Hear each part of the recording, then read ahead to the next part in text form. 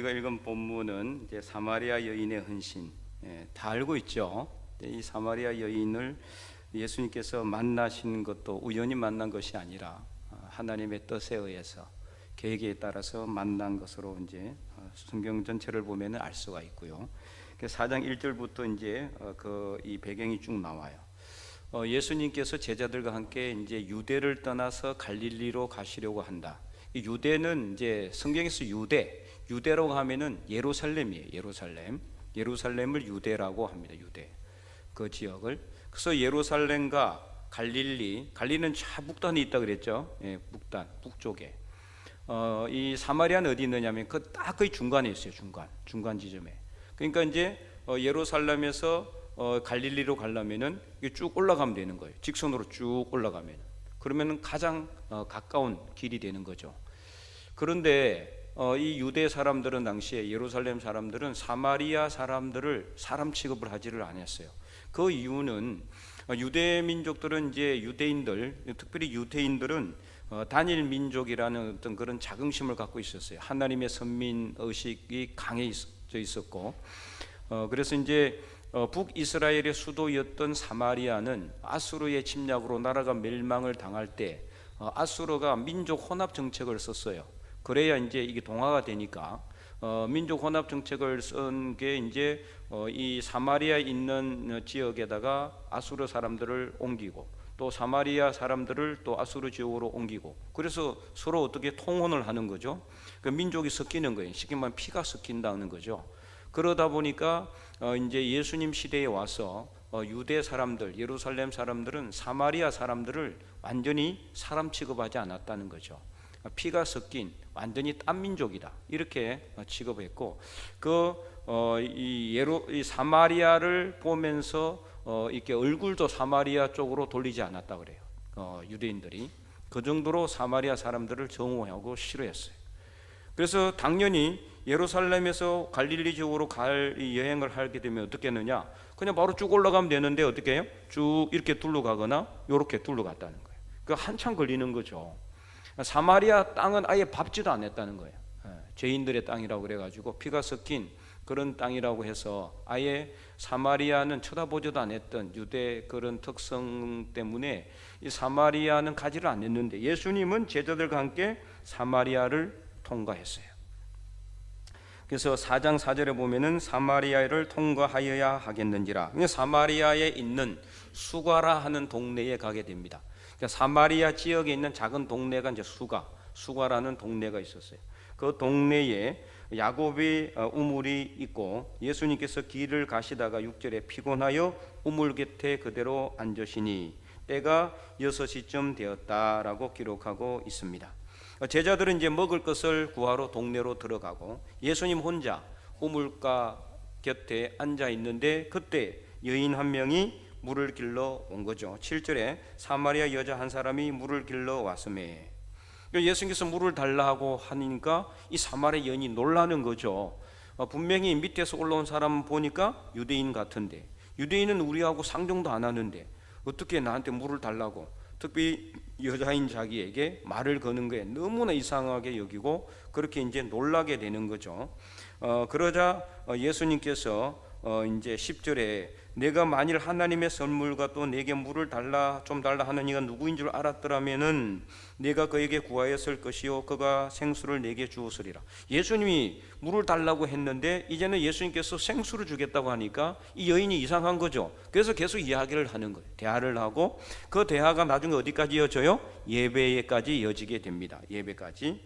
그래서 이제 오늘 우리가 읽지는 않았지만 작년 우리 교회 예배 말씀의 표죠. 바로 4장 23절 아버지께 참되게 예배하는 자들은 영과 진리로 예배할 때가 오나니 곧 이때라. 아버지께서는 자기에게 이렇게 예배하는 자들을 찾으시느니라 이렇게 말씀하시고 24절에 하나님은 영이시니 예배하는 자가 영과 진리로 예배할지니라 이렇게 말씀합니다. 그러자 25절 여자가 이르되 메시아 곧 그리스도로 하는 이가 오실 줄을 내가 아노니. 아마 이 여인은 메시아에 대한 관심이 있었던 것 같아요.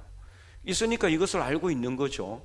이 여인의 과거가 어땠는지는 모르지만 어쨌든 이 여인의 관심은 메시아에 있었던 것 같고 구세주고 그리스도가 오신다는 것을 성경을 통해서 이제 알고 있는 거예요. 구약 성경에 계속해서 누가 온다? 메시아가 오신다. 이걸 말씀하고 있기 때문에 이것을 아마 알고 있었던 것 같아요. 그러니까 이제 이 여인은 아마 구약 성경을 어느 정도는 알고 있었지 않았을까, 이렇게 추정을 할 수가 있습니다.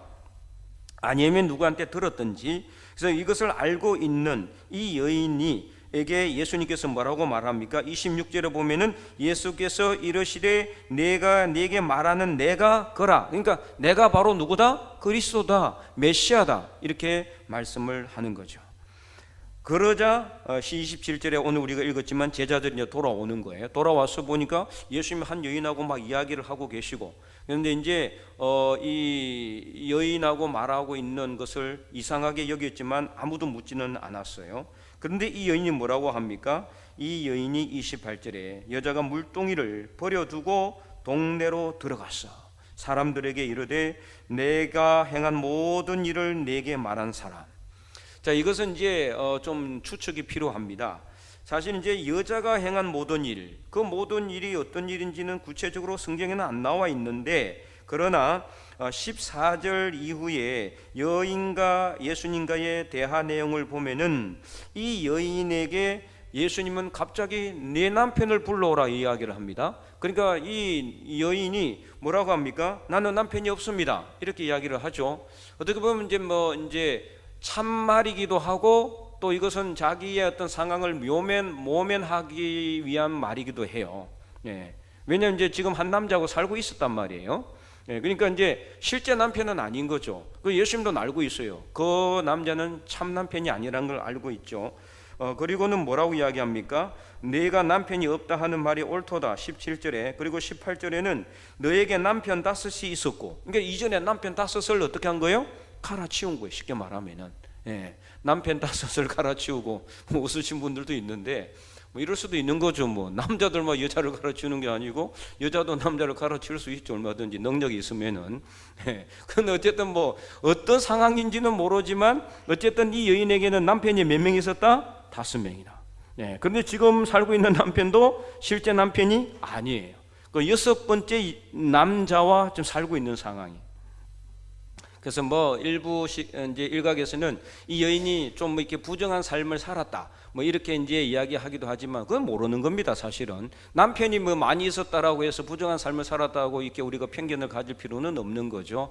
어쨌든 예수님과의 대화 내용을 다 자세하게 기록하지는 않았고 남편 문제만 기록을 했는데 아마 이 여인의 과거의 모든 삶을 예수님께서는 알고 이야기하지 않았을까. 그러니까 이 여인이 오늘 본문 다시 봤어요. 29절에 내가 행한 모든 일을 내게 말한 그 사람.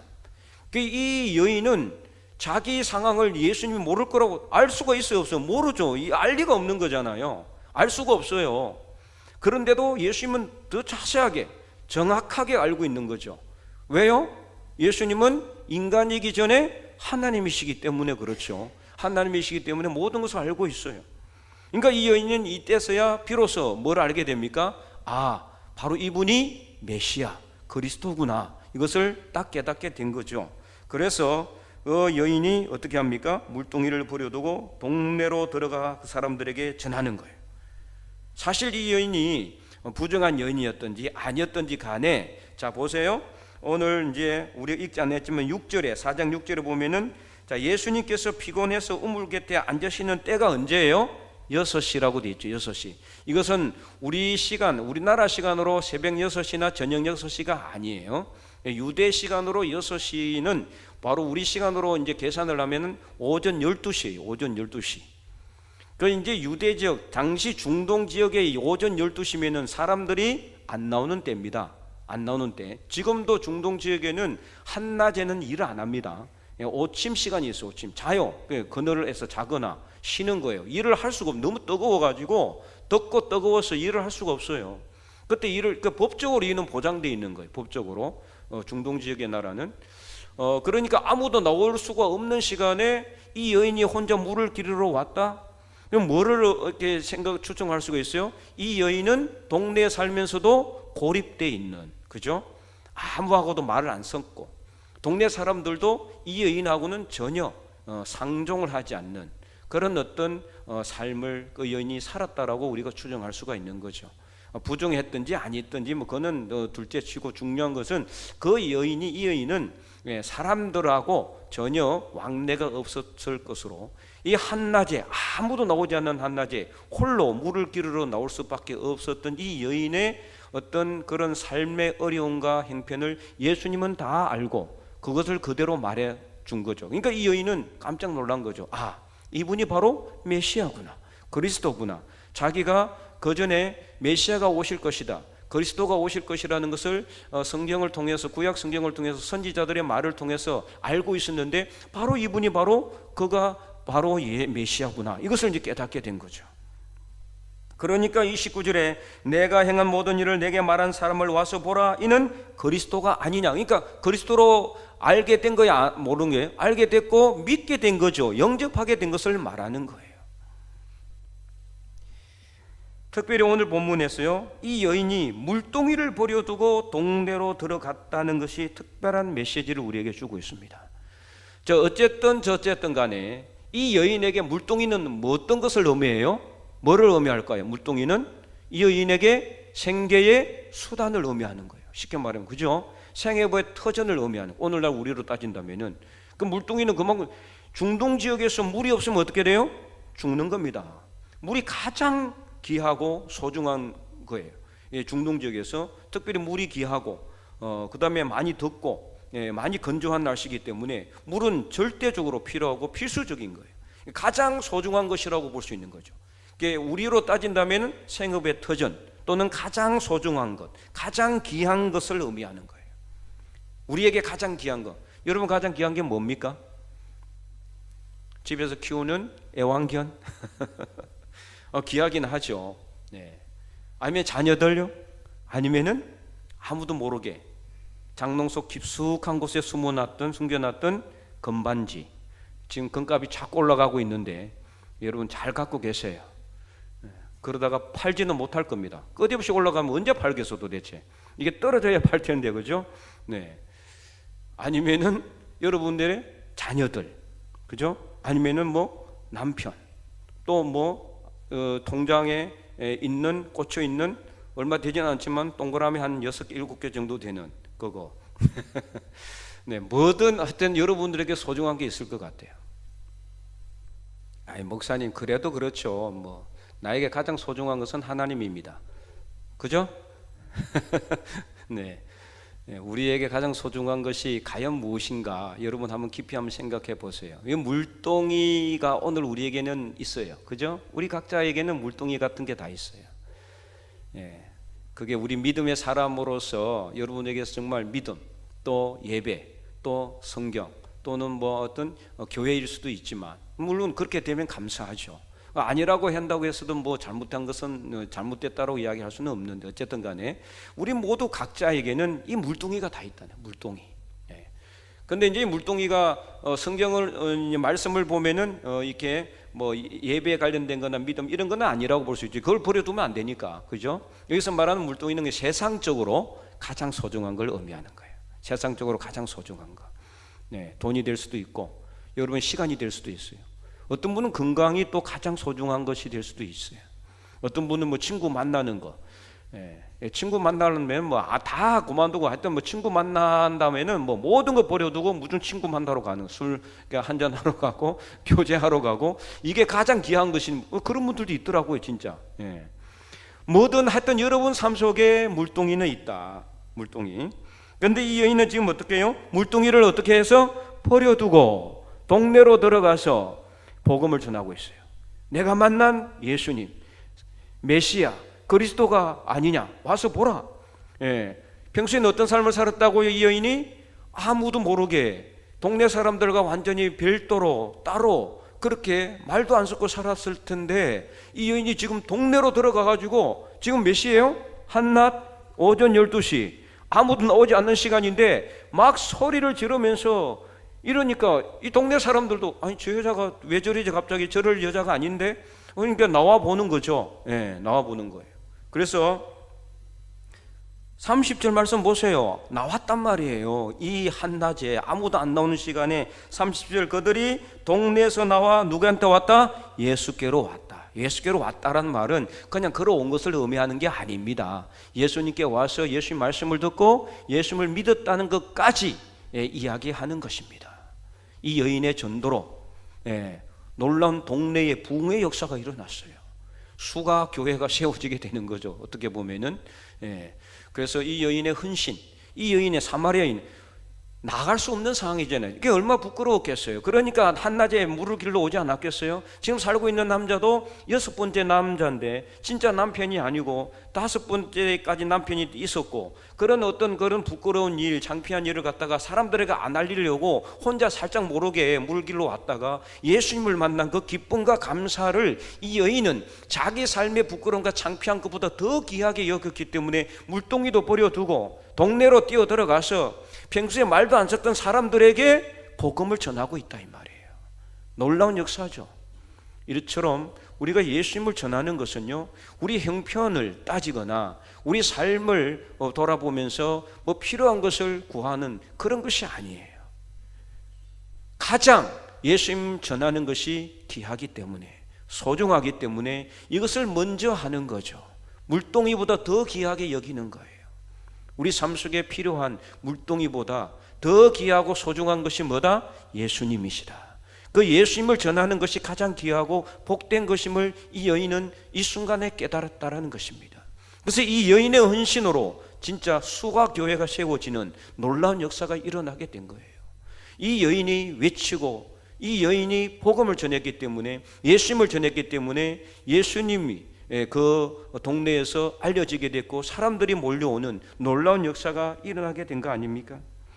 정말 이 사마리아 여인의 헌신은 그야말로 놀라운 역사를 우리에게 말씀하고 있고, 또 오늘 올해 우리가 어떤 길을 가야 할지를 보여주고 있습니다. 그렇다고 해서 여러분 물동이 다 집어 던져 놓고 그 복음만 전하라는 소리는 절대로 아닙니다. 물동이를 버려두면 뭐 물을 안 마시겠습니까? 여기서 말하는 이 말씀은 영적인 의미를 우리가 가져야 돼요. 영적인 의미가 뭐냐? 가장 귀하고 가장 소중한 것이 뭐다? 복음을 전하는 일이다. 예수님이시다. 이것을 오늘 우리에게 말하고 있어요. 우리가 건강하고 또 돈을 벌고 또 일을 하고 친구를 만나고 삶의 어떤 이 자리를 지키는 것도 중요하지만 그보다 더 우선순위가 뭐다? 복음을 전하는 일이다. 이것을 오늘 본문은 우리에게 분명히 말해주고 있는 거죠. 그래서 오늘 우리가 이 사마리아 여인의 헌신을 배워야 한다라는 겁니다. 부끄러워서 내가 평소에 정말 저 사람하고는 말 한 번 안 섞었는데 별로 마음에 안 드는 사람들이 있을 수 있잖아요. 서로 좀 이렇게 거리를 둘 수밖에 없는 그런 사람들이 있을 수도 있고, 평소에 좀 저 사람은 막 우락부락하고 막 껄핏하면 막 성내고 막 이렇게 그런 사람들 같은 경우는 다가가기 힘들죠. 그렇잖아요. 또는 내 마음에 들지 않는 사람이 있어서 한 번 다퉈가지고 서로 막 말도 안 섞고 하는 사람도 있을 수 있고, 어쨌든 이런저런 사람들 많이 있어요. 그 사람들 이 사람 가리고 저 사람 가리고 다 가리면은 전도할 사람이 있을까 없을까요? 없어요. 전도할 사람이 없어요. 남편도 내 마음에 안 드는데 뭘 그죠?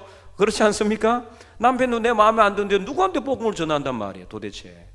이것저것 다 따지면은요 복음 전할 사람이 없고 복음 전할 시간이 없어요. 이 여인처럼 비록 평소에는 내가 말을 안 섞었다 할지라도, 평소에는 나하고 관계가 없었지만은, 그러나 우리가 정말 예수님을 만난 기쁨과 그 감사가 우리 삶 속에 넘친다면은 우리는 이 사마리아 여인의 헌신처럼 먼저 복음을 전하는 올 한 해 저와 여러분 우리 여전도의 회원들이 다 될 수 있기를 간절히 소망합니다. 이제 우리 올해부터 우리가 길거리 전도를 하게 됩니다. 그래서 이제 1월부터서 우리 각 여전도회별로 또 남성교회별로 우리 청년들도 교회 학교도 함께 이 일에 동참을 해 주셔야 됩니다. 그래서 이제 우리가 이 일들을 감당할 때 가장 이 시간이 귀한 시간으로 이렇게 여러분들이 여기시고, 이 시간을 우리 하루 종일 하는 것도 아니에요. 하루 종일 제가 저번에도 말씀을 드렸잖아요. 나는 30분 만에 끝내자 그랬더니 1시간 하자. 우리 장로님들도 1시간 해봤자 금방 갑니다. 1시간 내에 여러분이 전도하라는 소리도 아닙니다. 그래서 우리가 이렇게 정말 1년 365일 그리고 하루 24시간 거기에 비하면 한 일주일도 아니고 얼마만입니까? 한 달에 1시간. 이거 정말 이것도 시간을 내지 못한다면은 우리가 나중에 하나님 앞에 가가지고 뭘 이야기하겠어요 도대체. 사마리아 여인의 헌신 같이 되지 않는다 할지라도 작은 헌신이라도 우리가 하나님께 보여줄 수 있기를 바랍니다. 이것을 통해서 하나님은 우리에게 역사하시고 작은 헌신이지만 하나님이 이것을 귀하게 여기시고 우리의 삶 속에 필요한 것도 공급하시고 놀라운 기적의 응답의 역사로 함께 하실 줄 믿으시기 바랍니다. 하나님 앞에 우리가 다 드리라는 것도 아니에요. 우리 삶을 다 하나님께 희생하라는 것도 아니에요. 그렇잖아요. 하나님께서 우리에게 먹을 것을 주시고 마실 것을 주시고 입을 것을 주시고 살 집을 주시고 모든 것을 예비해 주셨는데 우리에게 돈 다 달라고 합니까? 11조만 달라고 그러셨잖아요. 그러면 그거 하나님이 다 먹습니까? 아니잖아요. 하나님 역사에 사용되는 거잖아요. 똑같아요. 우리 시간의 헌신이나 물질의 헌신은 똑같습니다. 우리가 하나님 앞에 드리는 것은요 정말 작은 거예요. 진짜 어떻게 보면 부끄러워요. 어떤 때는 내 손이 부끄러울 정도로 헌신의 양은 적습니다. 그런데 그것이라도 하나님께 드리면 하나님이 그것도 기뻐하시고 우리에게 기뻐하시는데 우리가 그것도 하나님께 드리지 못한다면은 나중에 하나님 앞에 갔을 때 너는 무엇을 내게 드렸느냐라고 그렇게 물으신다면은 우리가 무엇이라고 하나님께 대답하겠어요? 사마리아 여인은 물동이까지 버려두고 동네로 뛰어들어가 예수님을 증거했습니다. 오늘 이 사마리아 여인의 헌신을 조금이라도 우리가 배웠어요. 올 한 해 우리 교회가 정말 복음 전하는 일에 충성을 다하고 특별히 우리 여전도의 헌신 예배로 드리는데 우리 여전도의 헌신이 정말 필요합니다. 근데 이제 여전도회가 정말 많이 헌신을 해요. 우리 교회가 오늘 이 자리까지 온 것도 우리 여전도의 헌신이 아니면은 불가능해. 절대적인 헌신이었어요. 그러나 앞으로도 더 많은 헌신을 요구하는 것이 아닙니다. 여러분에게 지금까지 해왔던 대로 여러분이 조금만 더 하나님 앞에 기도하고 헌신하는 자세로 나가면은 하나님은요 우리가 이만큼 헌신하면은 이만큼 채워주시는 분인 줄 믿으시기 바랍니다. 하나님은 그런 분이에요.